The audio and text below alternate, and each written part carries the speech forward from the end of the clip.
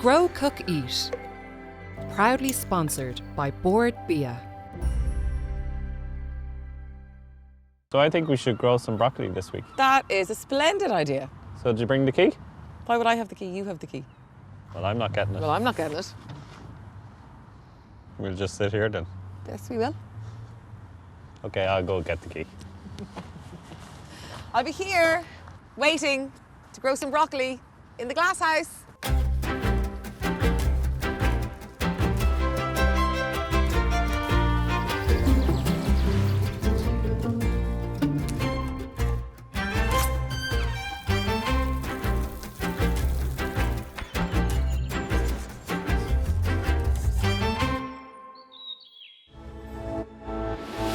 Tonight, we're all about broccoli. Also, I'll be doing a Q&A on polytunnels. And I'm up the side of a mountain in Cork, arranging flowers. And our resident chef, Katie Sanderson, will be whipping up a delicious meal with our broccoli. I love broccoli.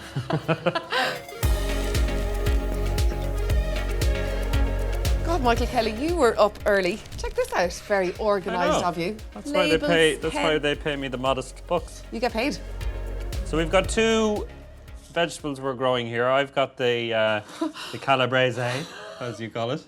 And I have the actual broccoli. You've purple the actual sprouting. broccoli. So we're going to be starting them off in module trays. They'll stay in here in the nice and warm for about a month before we sow them out. But we're going to put them in the beds and the containers, yeah?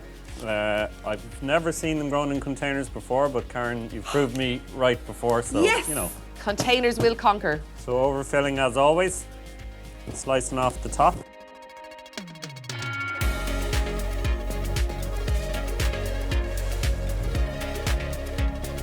Very similar to all of the kind of brassica families, so the kales and cauliflowers and all that kind of thing. All the seeds look pretty much the same. Because they're very small seeds, we don't need to go too deep at all with these.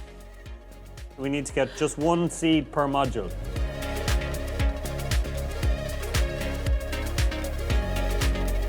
So very important we label because the plants are going to look almost identical when they come out of the soil. I'm gonna do your label for you because you're Thanks. too slow.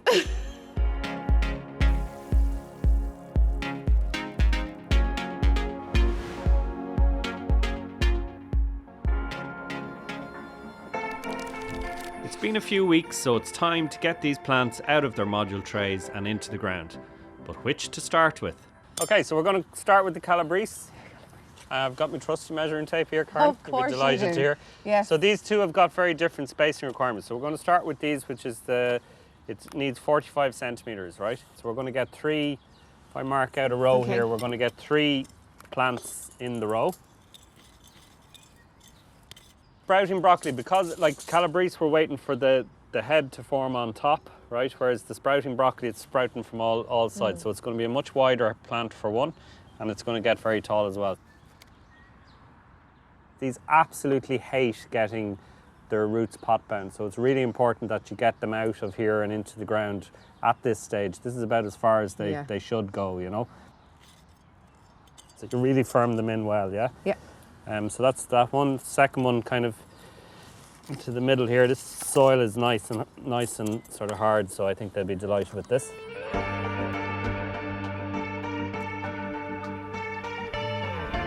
And the last one right at the edge there. I'm going to keep a couple of these for the container. Makes sense. And then what have we got to do with the summer sprouting? So I'm thinking we'll get 2 rows in, 75 centimetres from each other.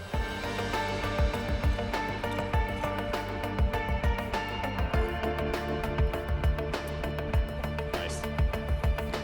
Of your work, Karen. Are these heroes susceptible to the old slugs or pigeons? This whole family, the brassica family, is so vulnerable to pests. Like, pests love this stuff. So the chances of success are minimal. Yeah, God, I'm feeling really confident. But there is always a solution. So what are we going to do? So we're going to do 2 things. We're going to cover it. That's going to keep the butterflies and the cabbage root fly away. Deadly. And we're going to protect it with some organic slug pellets as well. Oh, nice. Yeah? Good soak to get them going. And then just No, a cover? Yeah. So hopefully after all of those protective measures, our broccoli will flourish. Fingers crossed. Now, over to my container corner. We've got leftover broccoli and the Calabrese stroke Calabrese. You have a decision to make. Which you're going to plant because you can't do both. So I'm going to go with the summer sprouting. That makes sense to me because you're going to get, hopefully, more bang for your buck. But I should add, I'd say... Why do you say hopefully? That didn't sound very convincing. I would say it's the first time in the history of the world that someone has tried to grow sprouting broccoli in a container. Well, it's just not that kind of plant, but we live in hope. Well, I can tell you this much. If anybody's going to grow sprouting broccoli in a container, it's going to be me. Fighting talk. So how do we do it? Right, I'm guessing drainage, which is why I've lined the bottom of my container with these little stones. Very good. I have my trusty tub of compost. Yeah, good quality potting compost. Yeah. So there's should be enough food in this to keep this solitary broccoli plant happy for at least 6 weeks, and then it may need a feed. So, Yeah, but this is a really she's fine. good stuff. So Yeah. I'm going to just tip it in straight away. Yeah.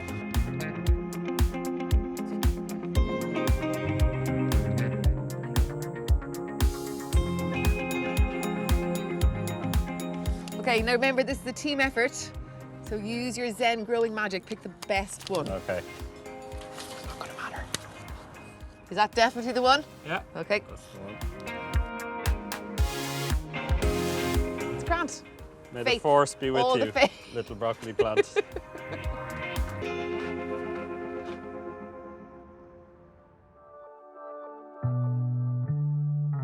In all the years that I've been growing my own food, the single best investment that I've made has been buying a polytunnel.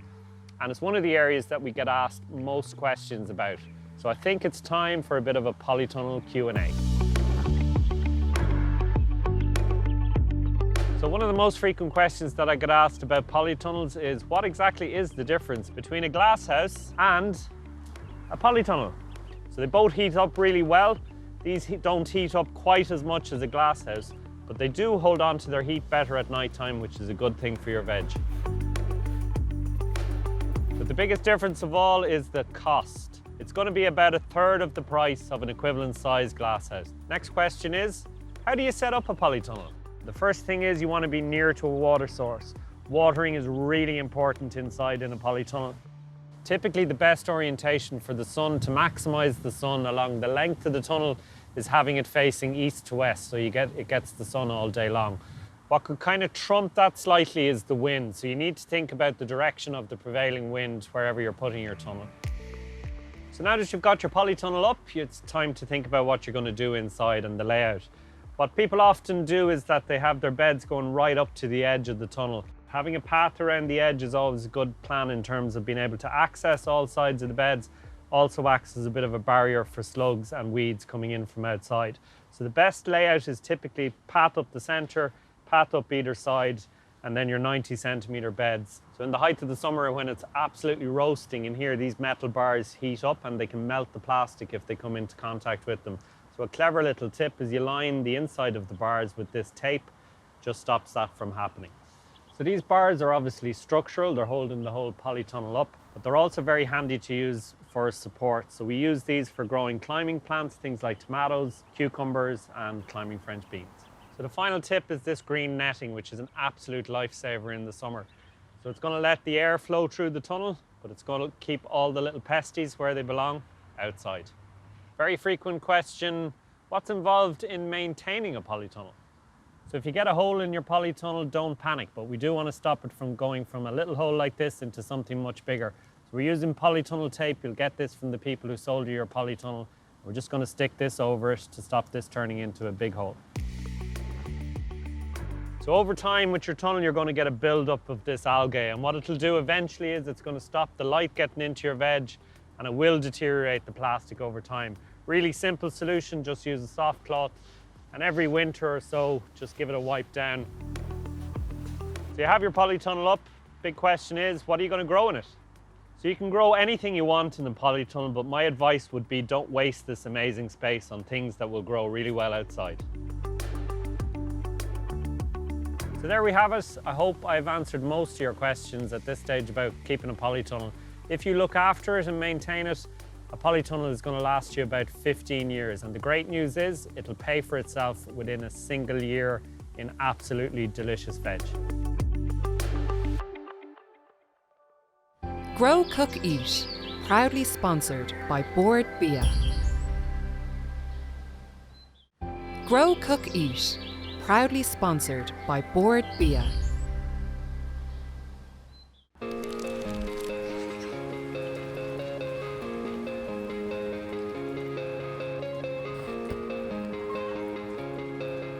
What a gorgeous June day. It's an awful day, but we're hardy, Karen. We are hardy growers. We're ploughing through it. No bother to us. Yeah. So this isn't how we left the broccoli. So this is just plastic tubing stuck into the ground, and then we just literally put some timber on the side of the bayonet and just sort of string it over it. Okay, so everything's looking really good. Like even there's no yellowing of the leaves. They look happy out. They look really healthy.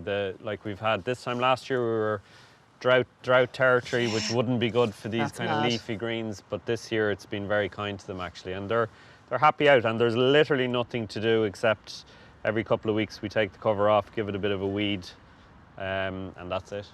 That's it. Yeah, nothing to do.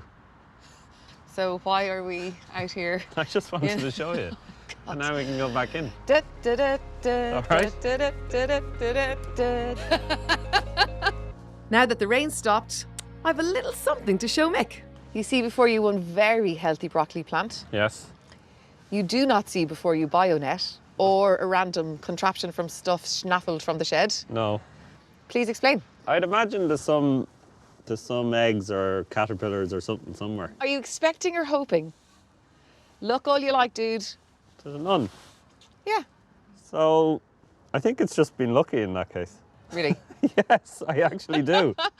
So is that it? Just pest Yeah. prevention, Nothing else to do with no this. feeding? No, not for now. I think bear in mind the compost in there, 2 to 3 months worth of food in it. But I think until then, I think it's absolutely fine Okay. and it's doing very well. I have to, hats off to you. Oh, thank you. The one thing that we can't protect it from though is the pigeons. If the pigeons get a spotted in the corner here, they'd be very Okay. happy with themselves. Have you any spare bayonet? We do have, we do. Do you want some? I'm done with some. Thanks very much.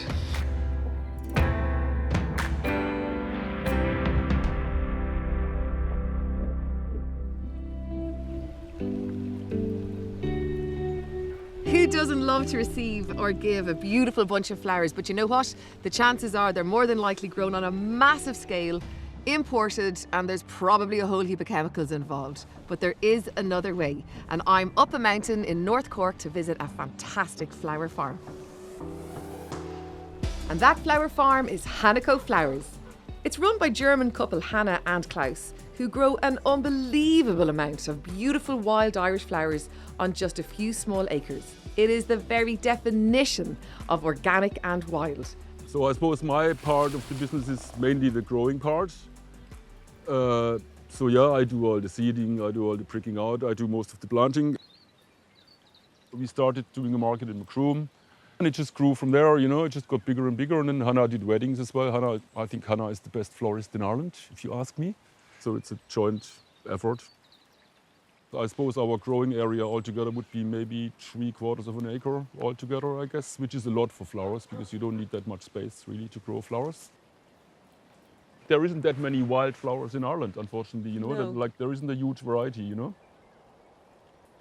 So the flowers that are growing here did not happen by accident, like you have created and cultivated. So it's the same commitment So as it's growing. all hard work, yes. Okay, so the same process and designating space and Yeah. minding the soil and yeah. That's the growing covered, so it's time to pick some of Klaus's wildflowers and have a catch up with Hannah and hopefully some flower arranging. What's the difference between the beautiful flowers you grow here and the ones that we're more used to seeing in a florist? Flowers are seasonal, like they change very quickly. So what's this week available might be not next week available. Okay. So like that makes it different every time. Also, like it depends on the weather a lot. If it's cold, certain things come up slower. And So is that exciting for you? that's Because you have to be exciting. creative? Yeah, Okay. that's exciting because you have to be creative, and sometimes there's not much around, so you really have to make an effort to come up with something. Okay. Looking good. Yeah? What do you Yeah. think? Like, I think color-wise, it's like absolutely gorgeous, isn't it? I like it a lot. Yeah, It's brilliant. Really, for start. a first go? It's time to check in on the broccoli in the raised beds, because I think our Calabrese is ready to harvest. Ta-da! That is a serious amount of growth on the old broccoli. So now you're going to tell me there's a particular knack or skill to harvesting broccoli, are you? I am, Karen. I'm glad you asked that question. It allows me to show this lovely secateurs. So yeah, we don't want to kind of rip it off. We are going to actually cut it off. Okay. You can see there's two little sprouts there, so we're going to leave them behind for now and let them grow on. And these will all start to grow. We're even There's going to give three, this look. a bit of a feed to get them to come back. And no need to like cut off any of these lower leaves to drive more nutrition into the... That's a really, really good point, Karen. That's amazing. See, I do listen to you, Mick, occasionally. And once we've harvested what we can, it's a bit of a feed and a watering for the Calabrese, and then we'll be back for a rolling harvest of more broccoli in a few weeks' time. But what about the sprouting? So the sprouting is absolutely perfect, Karen. Needs no intervention whatsoever. Are you sure? I'm absolutely 100% cast iron guarantee. Okay, I will hold you to that. Cover over? Yeah.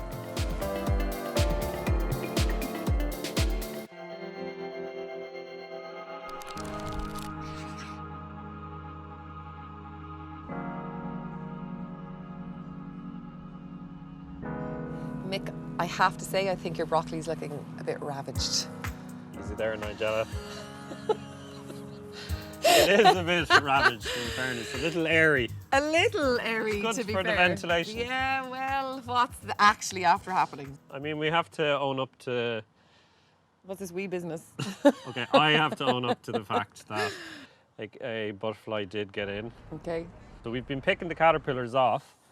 So the most important thing is the plants are still alive. Cover them up, sacrifice these couple, and Okay. fingers crossed. So we're just going to pull them out, or Yeah. do we have to shovel them We're out? just going to pull them out.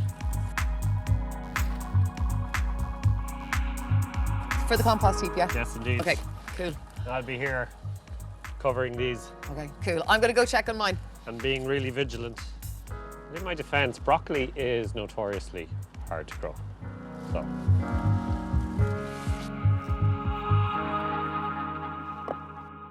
You know, hats off to Mick over at the broccoli bed. It's really important to be able to own your mistakes. Epic fail. How am I going to explain this one? There's not even a plant left. Is it a science experiment? Is it a piece of art? Oh my God, this is going to be horrendous. How are you? Well, hello, how are you? How's the broccoli? Marvellous. Can I Couldn't see? be better. You know what? Not quite yet. It's nearly ready.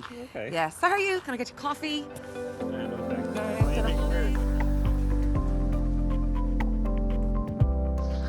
Okay, hang on. All right. I can't take it anymore. going on? Something I have to tell you. Feel like there's a big confession coming. I have completely destroyed the broccoli. What? Like gone. Gonzo. Gone. Destroyed. Decimated. Like Dead. on a scale of 1 to 10? 15. What? Yes. What happened then? Like locusts, slugs, pigeons, birds of prey, You didn't crowds cover of it. delinquents. You didn't cover it. I didn't cover it. Did I say cover it? You said cover it. I didn't cover it. Come on. So I think you should try it again For next real? year. Yeah, absolutely. Okay. Give it a go. So- Most expensive broccoli plant of all time, So volume 2. Is this Michael Kelly life lessons, learn from one's Absolutely. mistakes and jog on? Yeah. Okay, deadly. I feel much better now. And the last to harvest is our purple sprouting. Well, maybe not just yet. Mick, is it ready? No. So now is it ready? No. What? Please say it's ready now. Nearly. Nearly. Please tell me it's ready. It is ready to harvest.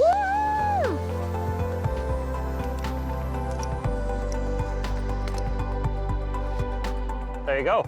I Nice am bringing one. these straight into Katie. Forgot to cover them. Oh, here, Mick, don't forget to cover it. She did. She did remember. Fair play. Katie is cooking us up some barbecued broccoli with balsamic, black garlic and preserved lemon yogurt dressing. Yum! So the whole emphasis of this sauce is low and slow, the whole way through, low and slow. So I'm going to go on this little ring here. I'm going to put in some olive oil. And then here I've got 2 heads of garlic that's all been peeled. So about 20 minutes in, you'll see that they've got really soft. They'll smush underneath the weight of the fork. And they've got this really nice colour on them and they're slightly caramelised. But what we're going to do is we're going to add a little bit of balsamic, a good bit of honey. That's going to add a really nice sweetness. And we're going to put some thyme in there too. I'm just going to give this a rough chop. So I'm actually just going to get my fork again and just squeeze all of these a little bit, just so they're all a bit mushed down. I don't want it to be totally smooth. I want there to still be quite big chunks in it. That's going to cook for another 20 to 25 minutes. While that's cooking away, I'm going to do my preserved lemon yogurt. So these are some preserved lemons. They're really strong. So I'm just going to get 2 tiny little slices and then I'm going to chop them up really, really thin. I'm going to squeeze this lemon in here as well. I'm going to chop some chili. And this is just going to be on top of the whole thing.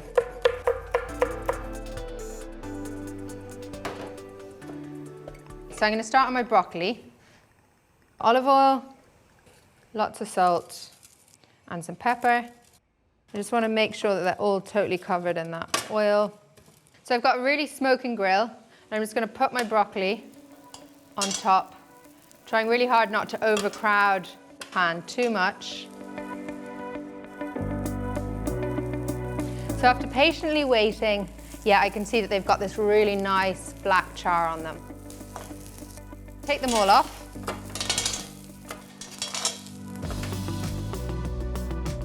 I just want to coat it all in this like yummy, sticky, garlicky stuff. So that looks good. I'm going to grab my platter.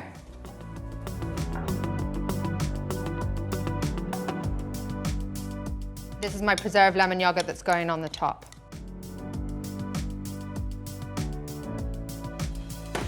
And there we go. That's going to be really nice as like barbecue, summer dish, share with friends, have on a buffet. How is it to cook with? I love broccoli. Yeah. So You really do? Yeah, no, I really do. It's like one of my favorite veggies. Yeah, dig in, dig in, All dig right, in. go first. Do you want a fork? Oh, no, I don't need fork. Michael Kelly goes rogue. No way, no way. The The garlic broccoli thing is is just amazing. gorgeous by itself, though. Yeah, like that's the thing is like that is the thing with really good vegetables. When it's homegrown and stuff, you don't need to do that much to it. Broccoli is often something that's just put in a bowl and left to the side. No more. No more. Front and centre. So good. Go on, get another bit of chilli into I might get a bit, go yeah, on. too. I might need a bit of yogurt after that. I'd say you need a lot of yogurt after that. Oh, yum. While we tuck in, why not log on to growcookeat.ie for all the info you need to get growing in your garden. See you next week back in Grow HQ when I will officially be in chard. Well, okay, no, I won't. But we will be tackling a hardy veg. Chard! And both myself and Mick will be out and about finding more interesting and unique food stories from around the country. See you then!